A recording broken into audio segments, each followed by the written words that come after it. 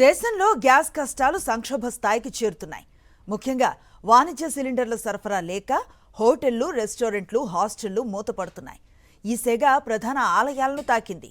దేశంలో ప్రసిద్ధ ఆలయాల్లో నిత్యాన్నదానం, ప్రసాద వితరణ కార్యక్రమాలకు గ్యాస్ కొరత ఆటంకాన్ని కలిగిస్తోంది. అయోధ్య రామ మందిరంలో కిచెన్ రామ్స్ రసోయ్ మూతపడింది. దీంతో రామ జన్మభూమిలో ప్రసాదం, ఉచిత భోజన సేవలు నిలిచిపోయాయి. వంట గ్యాస్ కొరత కారణంగా కిచెన్ను తాత్కాలికంగా మూసేస్తున్నట్లుగా వంటగది బయట నిర్వాహకులు నోటీసులు అంటించారు.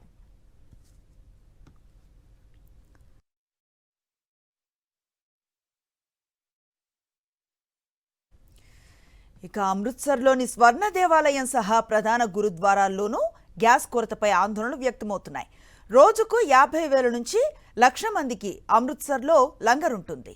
ఈ నేపథ్యంలో స్వర్ణ దేవాలయానికి ఎల్పీజీ సరఫరా ఆపద్దంటూ కేంద్ర పెట్రోలియం శాఖ మంత్రి హర్దీప్ సింగ్ పూరికి లేఖ రాశారు Amritsar MP Gurjit Singh Ahuja.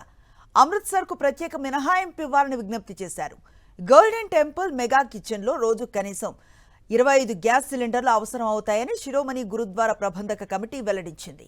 Electric, solar వ్యవస్థలో అందుబాటులో ఉన్నప్పటికీ గ్యాస్ సరఫరా నిలిచిపోతే ప్రసాదం తయారీ కష్టతరంగా మారుతుందని తెలిపింది. అటు కోల్కతాలోని ప్రసిద్ధ ఇస్కాన్ ఆలయంలో 2 మేజర్ స్టవ్లు ఆగిపోయాయి. మరో 2 రోజులకు సరిపడా గ్యాస్ నిల్వలే ఉండటంతో ఇస్కాన్ వర్గాలు ఈ మేరకు నిర్ణయం తీసుకున్నాయి. భోగ్లో వడ్డించే పదార్థాలను తగ్గించేశాయి. ప్రస్తుతానికి కిచిడీ మాత్రం ప్రసాదంగా అందిస్తున్నారు. డిగా జగన్నాథ్ ఆలయంలోనూ గ్యాస్ కొరత ఉన్నట్లుగా అధికారులు తెలిపారు.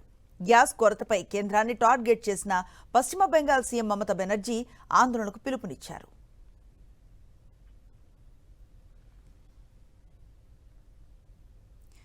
ఇక షిరిడి సాయిబాబా ఆలయంలోనూ దాదాపు ఇదే పరిస్థితి.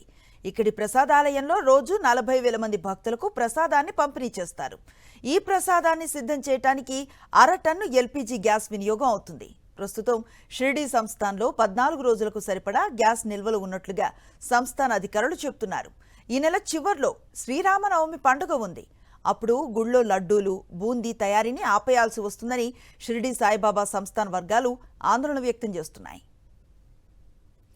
అలాగే కర్ణాటకలో పలు దేవాలయాలపై ఎల్పీజీ కొరత ప్రభావం పడింది. ఈ క్రమంలో ప్రసాదం తయారీకి కలపను నిల్వ చేస్తున్నారు. ఇదే విషయంపై అఖిల కర్ణాటక హిందూ ఆలయ అర్చకుల సమాఖ్య స్పందించింది. ఎల్పీజీ సంక్షోభాన్ని అధిగమించడానికి రాష్ట్రంలో అనేక దేవాలయాలు కలపను నిల్వ చేయడం ప్రారంభించాయని పేర్కొంది.